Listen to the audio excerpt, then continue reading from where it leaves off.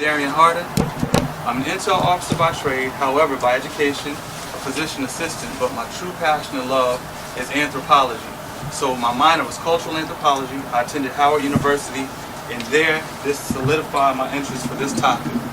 So I'll go into that a little bit further as we go. Alright, just again, we learn by repetition, so thinking about Africa. A lot of people quite don't have their minds wrapped around the complexity of what the continent offers.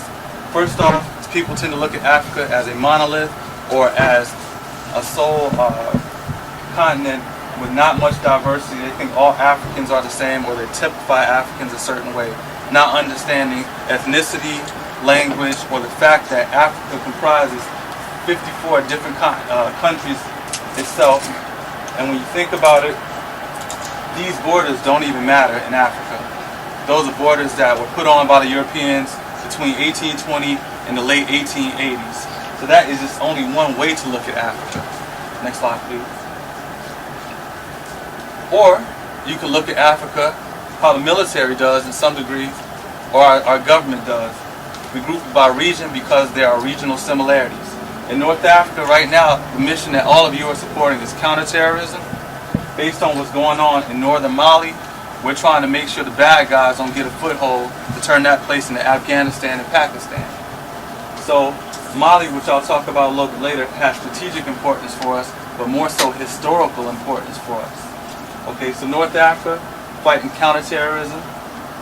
East Africa, somewhat of the same situation, but at the same time, East Africa is plagued often by climatic issues. So climate is really bad there, so there are periods of drought. If you go to Central Africa, there's just a lot of civil war rife in Central Africa. That was the case with West Africa, especially in the 90s. But West Africa is actually standing up to be the model for the continent, especially when you talk about business and infrastructure. Southern Africa, its biggest problem is fighting HIV. A lot of that has to do with cultural impediments and people's traditional beliefs and lack of education in some respects. And what people tend not to know, in the Western world, meaning Europe, America, Canada, South America, we deal with HIV-1. But the continent and other places in Asia tend to fight HIV-2. It's just a different strain of the same organism. So there's a different prognosis, even though people blindly look at the HIV problem and AIDS problem the same way, not understanding the difference in the two diseases. Next, please. Alright, once again, another way to describe Africa. All of these represent language families or different languages all throughout the continent, and they're grouped by some of it by geography, but primarily by the ethnic groups of people. Again, Afro-Asiatic languages primarily are those that have a Semitic. When we say Semitic, when you think back biblical, the folks that are descended of Shem or believed to be descendants of Shem, a Semitic group. So things like Arabic, Aramaic, that's in Ethiopia. Nilo-Saharan, the groups that settled around the Nile, then spread out. Khoisan or Khoisan languages are right about here. Those are the languages people tend to, funny enough, you hear people talk about clicking in Southern Africa, the languages. Those are languages that are dying pretty much every day because that small group of people are being surrounded primarily by development and are being pushed out of the area they inhabit. So that's kind of important to remember. But Niger, Congo, those languages are primarily languages that are noted as Bantu languages. Funny enough, I learned that term in high school because my girlfriend had a Bantu relaxer, and I didn't know what it meant at the time, but at the same time, all these languages in red are those we tend to speak, or are, since we're descendants of those who came from West Africa, those are our root languages. Of note, this language, Wolof, primarily around the Senegal area, is where we get a lot of our slang, or African American, when I'm talking about specifically the United States of America, where we get our slang or some of our vocabulary words from. For instance, the word tote, it's a West African Wolof word. The word juke, like for jukebox, it can mean stab, rob, kill, it can mean have sex, it can have a lot of connotations to it. The word jamboree, because the word jam in Wolof means slave. So when slaves did get together to party, they had jamborees. And then, of course, Creole languages. When you take a European language, mix it with an indigenous language, you get a Creole language. Austronesian, that's found here because it was the Arab that started to take people from the mainland and trade them out to Madagascar, to what's now Pakistan, what's now India, what's now Southeastern Asia. And then lastly, Indo-European. Of course, when the Dutchmen came and the English came to South Africa, they settled and brought their mother tongue.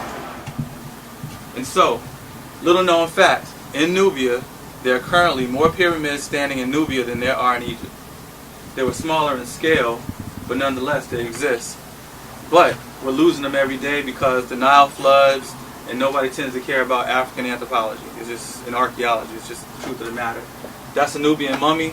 Note the hair, like your hairstyle. Just check it out. Nubian female from around the turn of the century, 1900.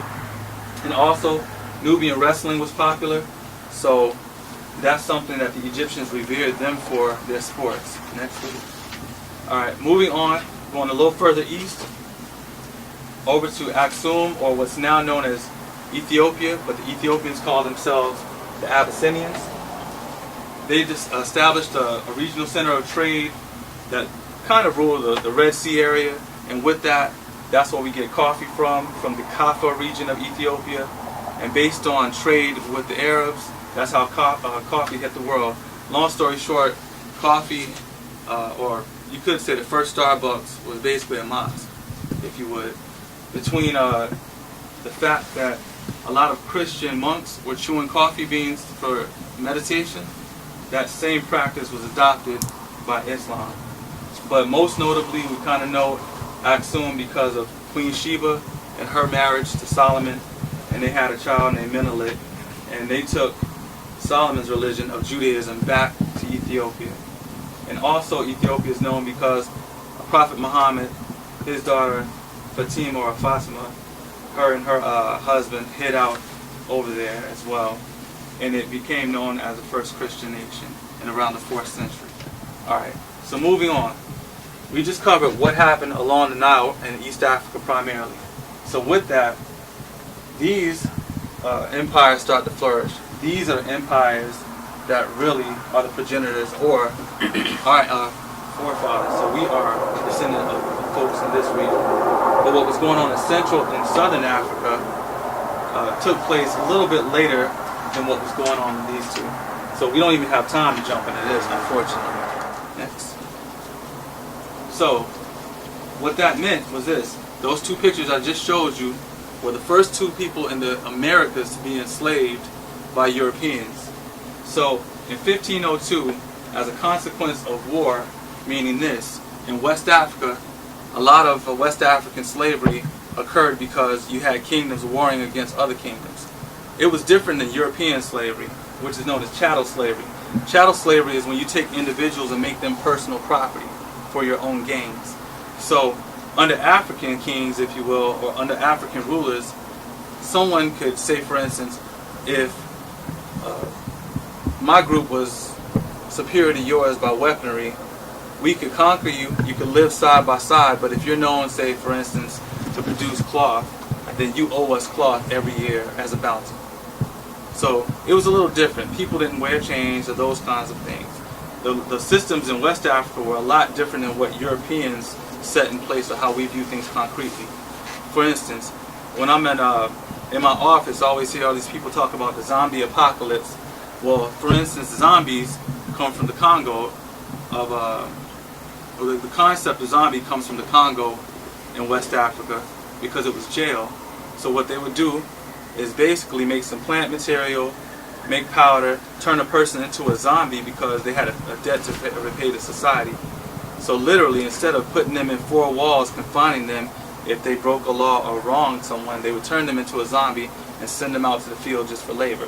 That practice started to take root in Haiti because of the slaves that came from Congo still had their religion that they took with them. So that's where that whole concept comes from. So what Hollywood did with it, where you got people just going down the street eating people's faces and stuff, I have no clue how I got transformed into that. Next, please. So take a good look at the map, because the picture that was here in terms of where we were exported from is what you see here blown up. So all of these countries are where we ended up. And of course, when we say African American, we're not just talking about people in the United States of America, but African people in the Americas, North, Central, Caribbean, and South America. Next, please. So we kind of talked about West African slavery, but what I wanted to also highlight is that what a lot of African kings would do, allow intermarriage of their children with the people they conquered or their slaves, because the greater you increase your bloodline, the more power you have politically and territorially. So I took the time to put two castles, or slave castles, up there, so you can kind of see. This is generally known as the door of no return. In other words, when slaves were in holding cells, they knew once they went through that door, they would never see home again. And usually they had males separated from females.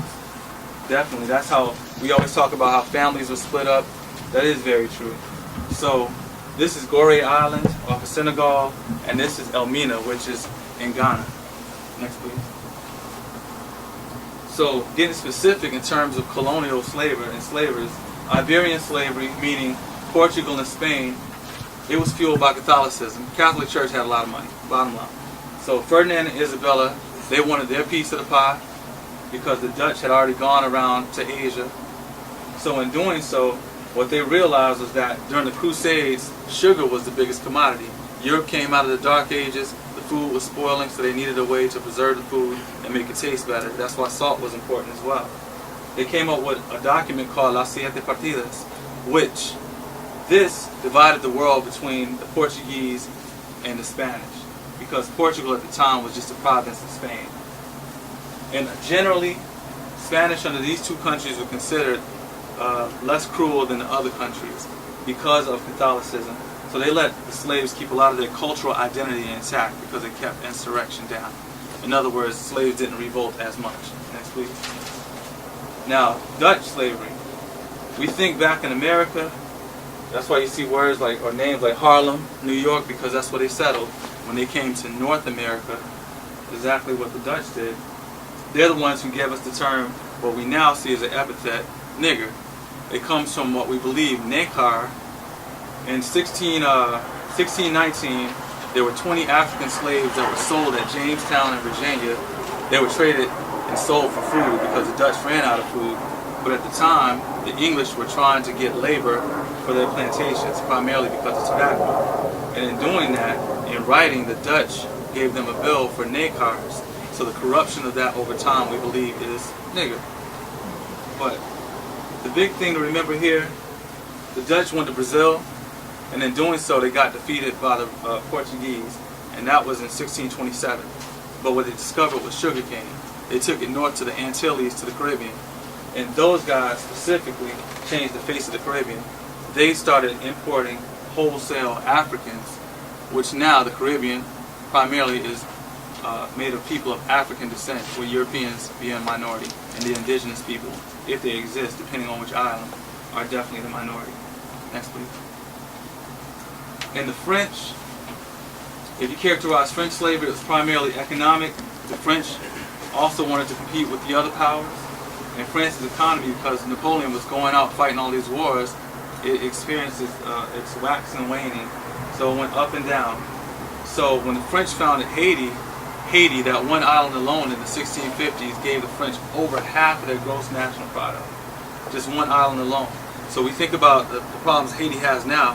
Haiti's soil isn't worth anything because it's been used since the 1600s. All the nutrients are out.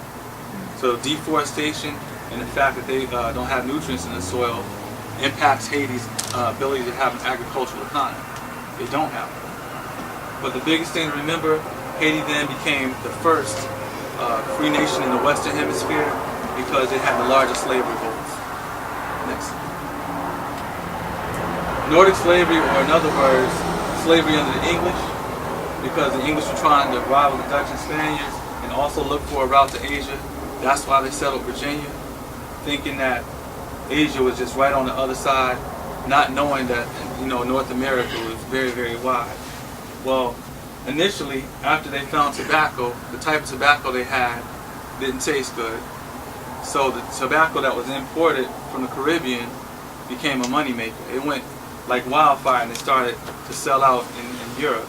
So when they started planting it, they needed some servants.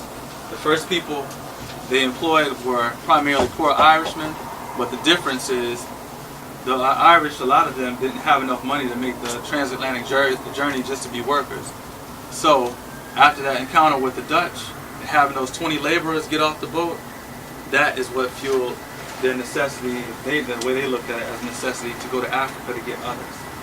But British slavery by far was the harshest slavery out of all of the colonizers, if you will. People's lifespans were very, very short because of the intense labor. The British didn't really have much of an ethical code when compared to the Spanish, the Portuguese, the Dutch, and the French. Next week. So here's that map again. Next. And this is where you guys get to participate.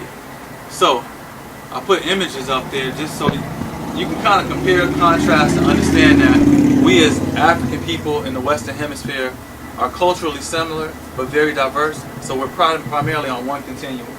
So anybody know where these images are from? Any guesses? Brazil? Beautiful. Brazil. That's my hero right there. That's King Zumbi. In we say about 1660s. He kind of inherited the fight from a guy that we think was his uncle, Ganga Zumba. Long story short, as they were brought from West Africa, they fled up into the hills, created a quilombo, or a slave or maroon society. And in doing so, they fended off the Portuguese for about 60 to 90 years. The records kind of differ. But under that, capoeira, this means of a martial arts developed under him and his uncle, and that's what they used to maintain their freedom. And the last 200 people in their colony committed a mass suicide. They all jumped off the cliff together because they didn't want their children to be slaves. Ultimately, he was captured and beheaded by the Portuguese. But I also put this image on here because these women are practitioners of candomblé, which is a West African religion that originates in Nigeria, or it's an Ifa religion. And just notice their garb, because you'll see it similarly in a different picture. Next, please. All right. Where are these images from?